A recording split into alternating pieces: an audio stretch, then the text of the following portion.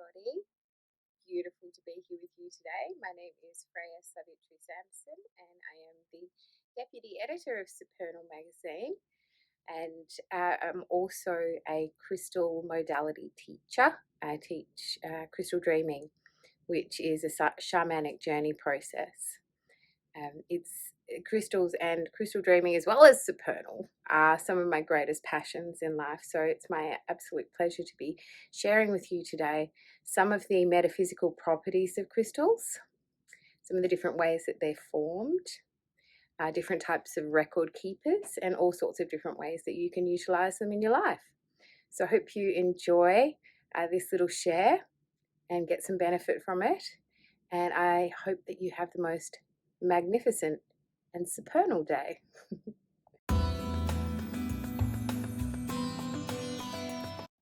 Okay, so what we have here is examples of group consciousness or family consciousness crystals. First of all, we have the most magnificent clear quartz. Stunning, hey? So they grow together, so they work together. So if you want to do anything with group consciousness, then any of these sort of clusters are really, really good. We also have Chalcedony cave. See, it's got tiny, weeny little points in there. There we go. They're really super tiny. It's on a piece. It's on blue lace agate. And we have here dioptase. Dioptase is absolutely extraordinary next dimensional crystal, and it's particularly good for healing the heart. So if there's wounds in the heart from anything, betrayals, losses, grief, all of that sort of thing, quite amazing. Helps us to really move past that. And then we also have the spirit quartz. What's really unique about spirit quartz, isn't it stunning, is that not only does it grow in family groups of points, in clusters, it actually has on the sides of each point a whole nother family. So you can see the sort of yellowy orange in here, that's citrine, and the purple and white is amethyst, so we call this ametrine. Spirit quartz is really, really high vibrational. It's very, very good at helping us to travel and to access unity consciousness.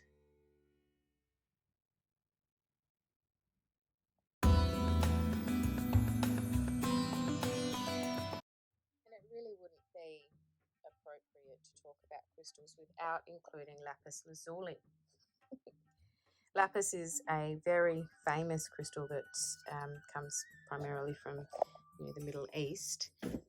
It was famous in Egypt for the Egyptians grounded up the women wearing it, particularly the women wearing it on their eyelids. They used coal and also Lapis Lazuli to adorn their eyes. So this was about the third. This is about the third eye primarily. Yes, the throat chakra. It's about realization. So the shiny part in it is the pyrite, the spark of life, and the blue itself is the lapis lazuli. And that realization allows one to then take it from oh, I've got it, into an embodied state, so we can then get it out of their consciousness and into form. Very, very powerful, amazing crystal. So beautiful, the blue. This is lovely quality lapis. Different pieces. I really love lapis. It's an excellent tool to work with for your own spiritual development. And then we can see over here a very large piece that looks like an eye.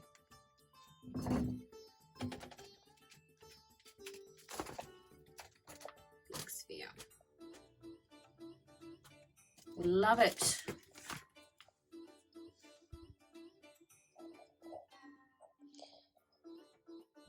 So there we have it. There is just literally countless crystals that we can talk about and learn a little bit about. But really the main thing to know is that your intuition will guide you. Trust your intuition and enjoy the journey.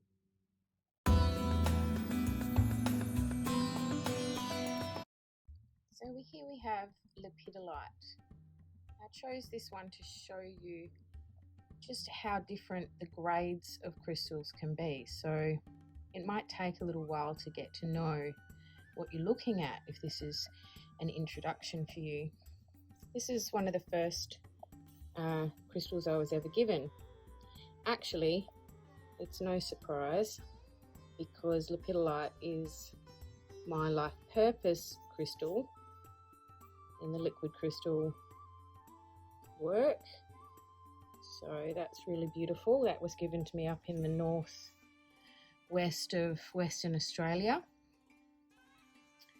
You can see here, this piece of Lapidolite has lots and lots of shiny bits in it. It's a much higher grade.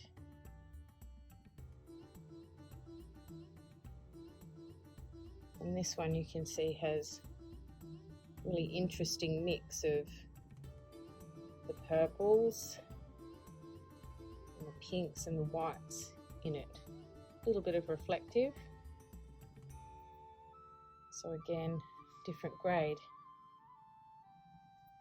And then here we go. You can see it when it's in its pure sort of mica form, how shiny it is. This is a really powerful crystal. It's about conscious feeling. So it will resonate with both the heart chakra and the third eye. And the idea is actually to bring those together because the heart, or the heart chakra, is a center for love and compassion, forgiveness, and all of those sort of virtues. And the third eye is the seat of the higher self in the body. So we need those to be talking to each other in order to be living from our heart. It's also known in crystal dreaming as the curse breaker, which literally means it helps you to break curses because you become conscious. You can feel it, and then at the higher self, you can know it. Stunning, hey?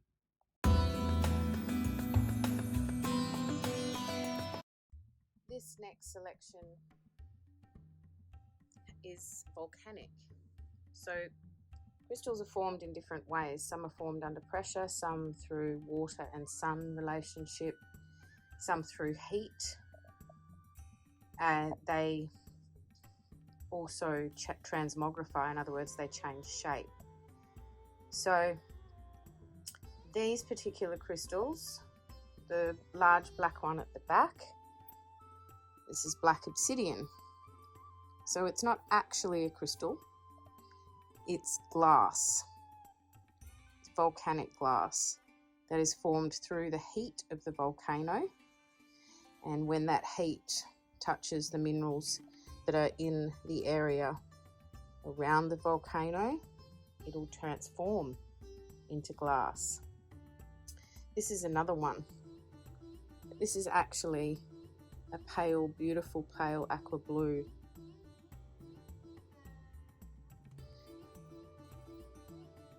They're much better for different things, obviously different colours.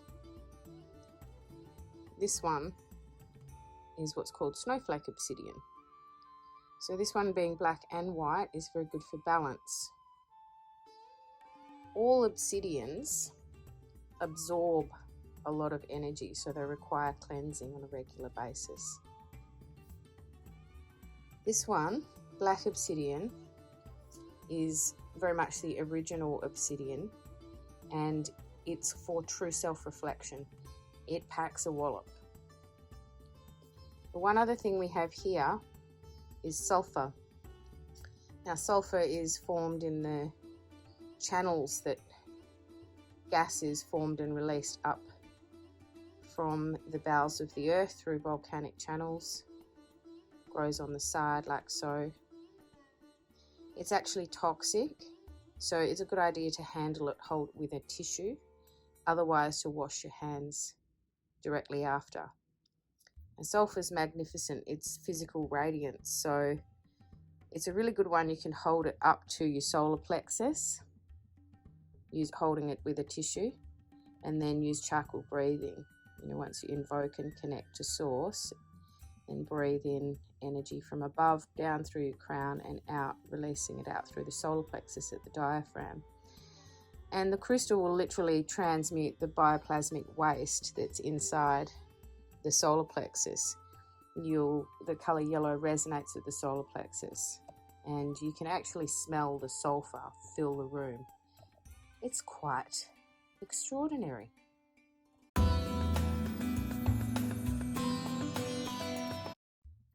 So this is Pyrite. Pyrite comes from Russia. It's a metamorphosic crystal. In other words, it starts out as one thing and it changes through heat and pressure and the adding of particular chemicals from the earth. This shape is called a generator.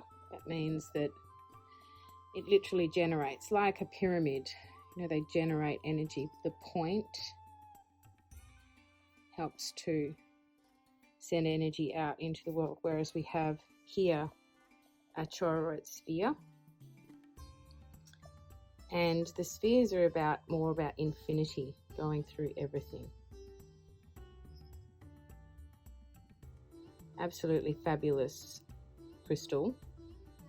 It's really, really good for bringing up and clearing out fear and negative energies. Really good with helping to dispel nightmares, things like that. It's a stone of individualization, which helps one to recognize the difference between their stuff and someone else's stuff. So it's a very good crystal for empaths as well. Also for releasing all the crap that's other people's stuff, not their own. Highly recommend that. So the next family that we're having a look at here is Tormaline. Tormaline is an excellent crystal. It comes in lots of different forms. We have 5 different examples here. Number 1 over here is what's called dravite or dravite.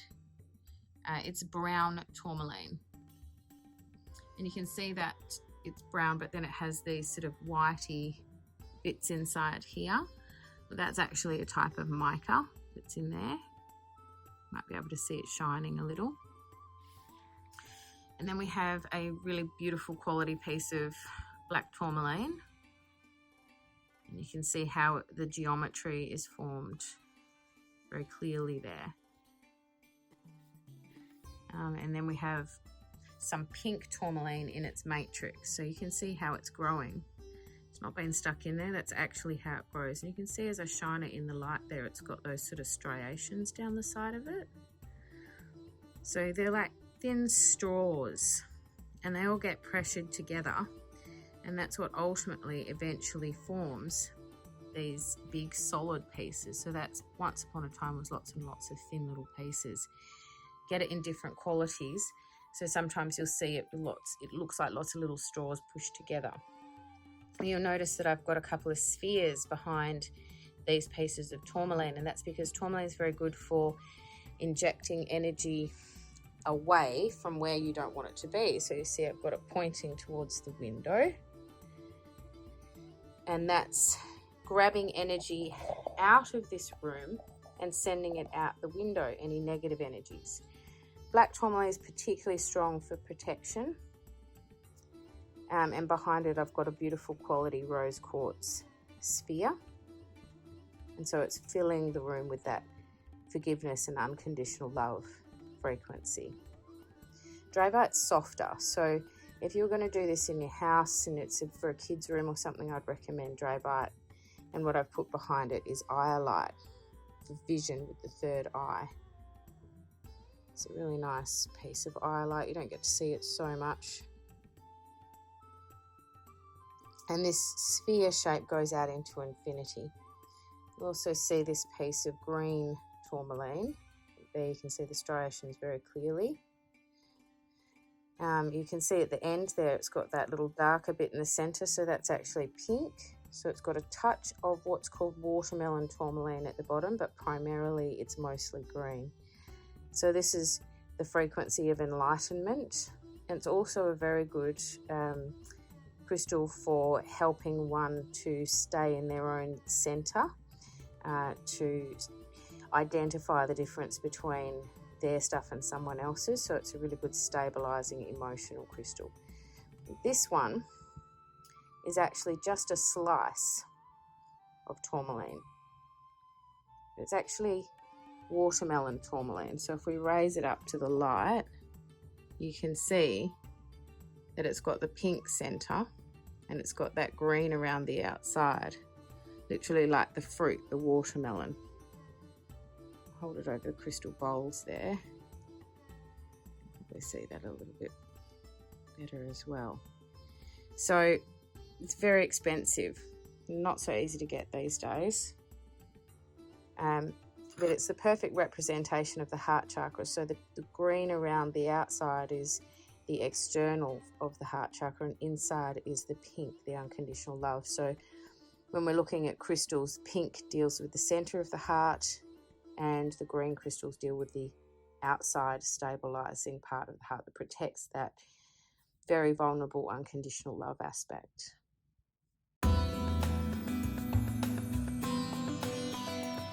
So next we have Concretions. Concretions are again another metamorphosic crystal. They form generally through volcanic action inside a piece of mineral. Gases and steam get trapped and they force it open and create a bubble inside, and then what happens is over time that space is filled with other crystals.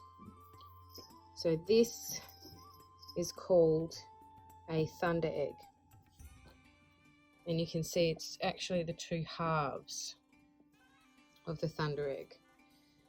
So if you're wanting to add energy to something that you're wanting to manifest or put into creation, if you hold these in your hands like so and direct the energy into what it is that you're creating, it really amplifies it and gives it a big kickstart. It's a bit like a friend of mine who's paramedic actually said, oh, so it's like a pair of paddles where you kickstart the heart. And I said, yeah, it's very similar to that. They're absolutely stunning, and no two are the same. I'll just whiz over here. You'll be able to see 3 million crystals. But to give you a couple of other examples of thunder eggs, there's one. There's another one. And you can see they're absolutely extraordinary. Again, I have a real soft spot, passion for thunder eggs. The other type of concretion that we have here is a pyrite concretion. So this comes from China. Very, very old, very ancient piece of concretion. And you can see that it's got like sedimentary layers on the outside, almost like the rings of a tree. Yeah. Pyrite, spark of life. Pyrite's what we call the master crystal, because it's the one crystal that can actually grow in pretty much all of the different platonic solid shapes, except for the icosahedron, which I'm sure it's working on.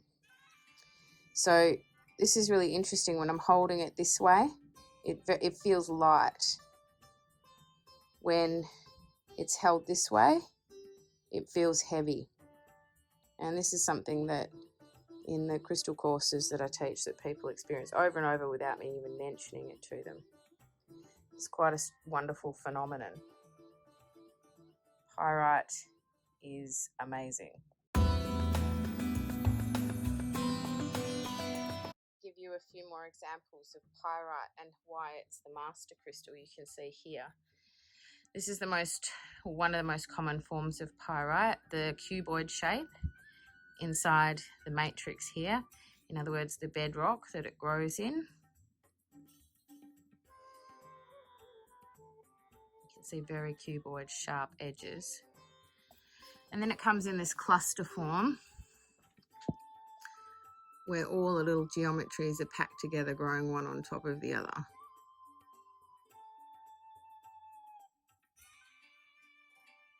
What's also fascinating about pyrite is that it doesn't need to grow in these clumps or individual pieces like so.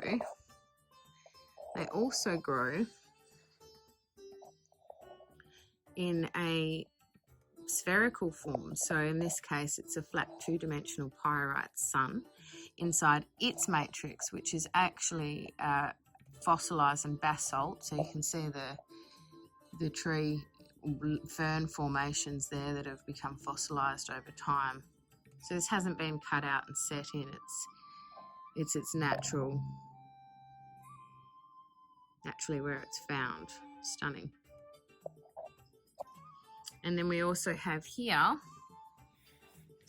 another type of concretion. So this is from Russia, and you can see how it's lots of tiny, weeny little crystals that have come together in an egg or spherical-like shape.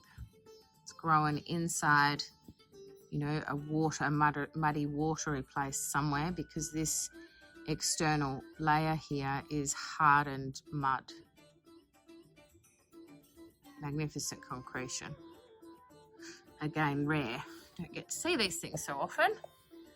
So, coming back over here, I don't want to move this one. This is also pyrite, and this was in a eggy, spherical kind of shaped lump, but you can see, if we look closely, the striations. So it's actually growing out in spines. So it's the same way as it goes in the flat form, in the two-dimensional circular shape, and then it grows out into forming these spherical-like shapes. But what's happened with this one, you can see it's growing around something, so it's got a completely different mineral inside. Like the converse to that concretion here, this one, it's like only got tiny rings around it from sitting in that sedimentary sort of area. And this one has literally exploded, so I did not drop it. And crystals have a habit of doing this when they've done their work, or, you know, they're ready to transform. They'll change, they'll break. I'm particularly grateful that this one did, because it actually shows such a wonderful converse relationship between them. Magnificent. Love your pyrite.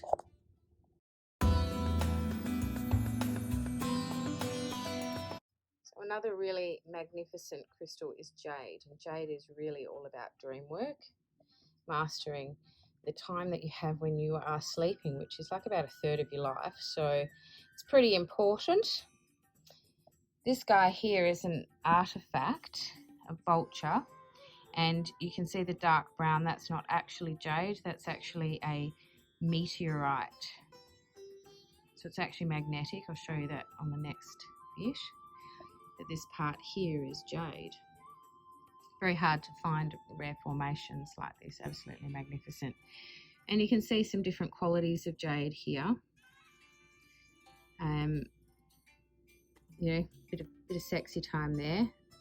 Chinese, they love it, don't you? Gorgeous. We all do, let's face it. So this is a reasonable quality piece of jade. See, it's got that quite sort of translucentiness about it. And this is again jade, but you can see it's much more solid. And over here we have a nice high quality piece of jade. It's beautiful, beautiful green. Now you can see that sort of translucence with it. I didn't know too much about jade until fairly recently, although I had a couple of bits, so I've been learning some things. This is also jade, white jade. Talisman amulet that I love. And here, this is probably some of the best quality jade that I have, because it's that white translucent jade. And just so you can see how it is that jade, you can actually tell it's jade, because there's a lot of fakey jade out there. See if I can get this set up to show you. So jade will actually feel very cold to touch, and it'll hold that coldness in it. One of the ways I've learned you can test to see if jade is actually jade is you get a strand of hair and you put that over the piece of jade, like so. It's right there. And then you wave your flame over it, and you can see that piece of hair has still got tension on it. Can you see that? Hope so. Yeah, only just broke then. So that's how you can test your jade. Now here we have some calcite. Calcite is another incredible stone, mineral, crystal. You can see with this one, it's got that rhomboid shape, and you see that line down the middle. So you can see that's got like almost like it's been glued together. Well, it hasn't. These are the geometries that they actually grow in. So if I was to drop that on a hard surface, it would break in half and make two crystals.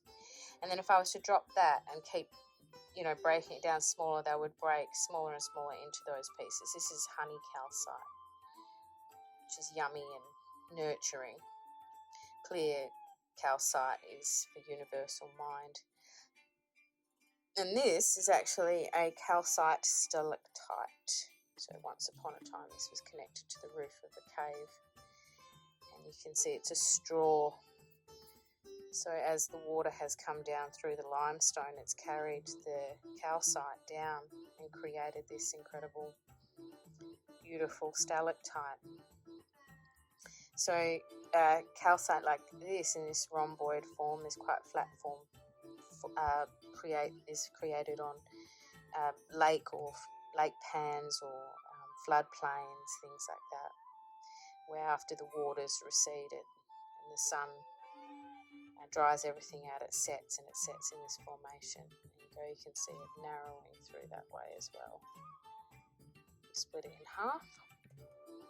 This takes the same shape into infinity. So this is really good for learning to travel, to access parallel lives, consciousness.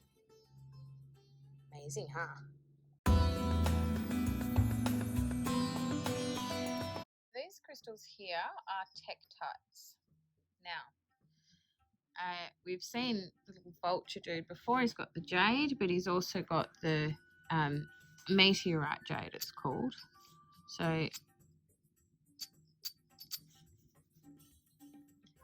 you can see he's magnetic. That's a piece of magnetic hematite, and it's not falling off. It's not super magnetic. This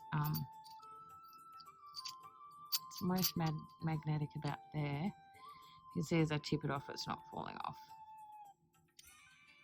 Hanging on.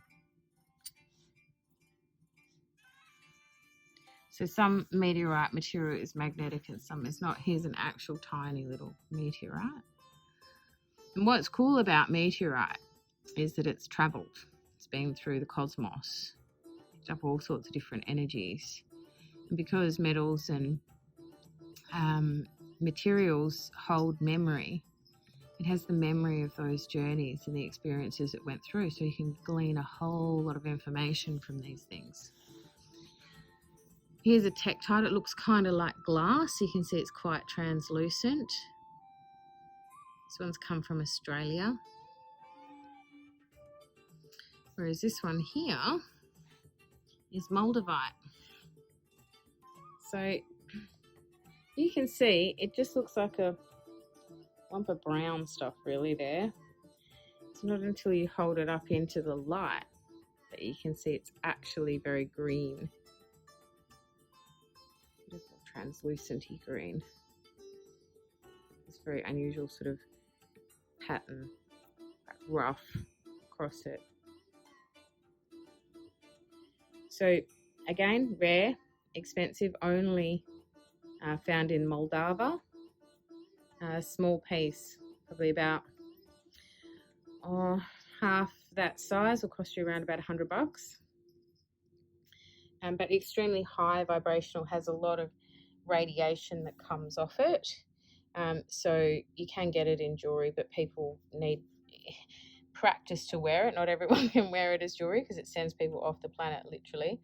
Or you can also try pairing it with some hematite for grounded spiritual awareness if you do want to try wearing it, so it elevates your consciousness as well as grounds you while you're doing it. Not a good idea to drive a car or anything like that where you're wearing moldavite if you're not used to it. The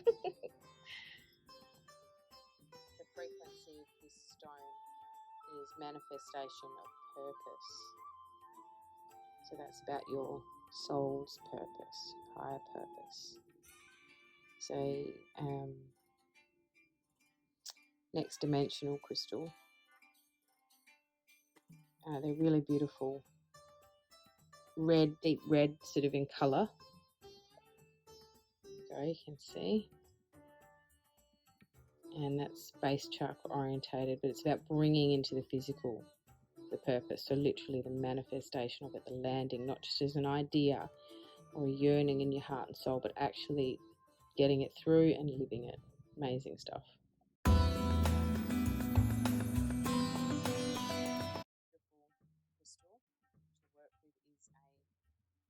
self-healed crystal. So what does that mean? Remembering that the properties of any crystal allows us to help us to embody those qualities as well. So you can see, you would remember that clear quartz grows in clusters, so family clusters. So somehow this one's come off its family cluster. But you can see, if we look here, it started to regrow. It's actually forming those flat facets, and it's growing a point here and here, and it's working on it in all these other areas. So that's what a self-healed crystal, see there, look at those beautiful little points it's growing. That's what a self-healed crystal can do, is to help us recover from difficulties that we've had in our lives, and make lemonade out of lemons, find the silver lining and find the greater meaning and greater freedom that experience has actually given us. Draw the strength to create again. Beautiful. Amazing crystal. I love this crystal. It feels so good. And these dark inclusions here, Tibetan quartz. So it's often the quartz that comes from Tibet has these dark, sort of smoky inclusions inside. Yummy. Now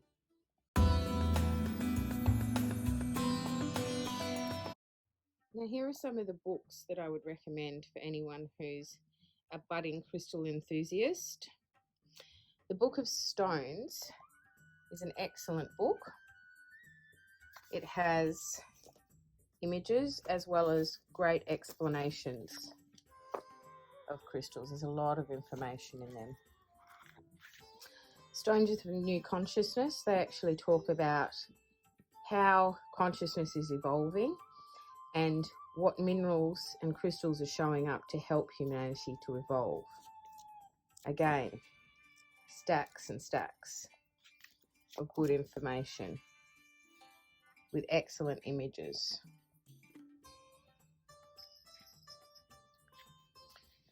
Lovers in the Earth by Melody is one that has been around for a very long time. It has no images, but it's one of the primary books that people reference for conscious evolution and crystal work. Crystal Bible is an excellent, very, very much beginner's book. Images and a little bit of information about the crystals. And then there's the Liquid Crystal Oracle, which does actually come with a card deck, and this speaks about the 77 crystals that were gifted to humanity at the beginning of creation, and from which all other crystals grow. I find this book to be absolutely priceless, and it's one that I wouldn't ever be without.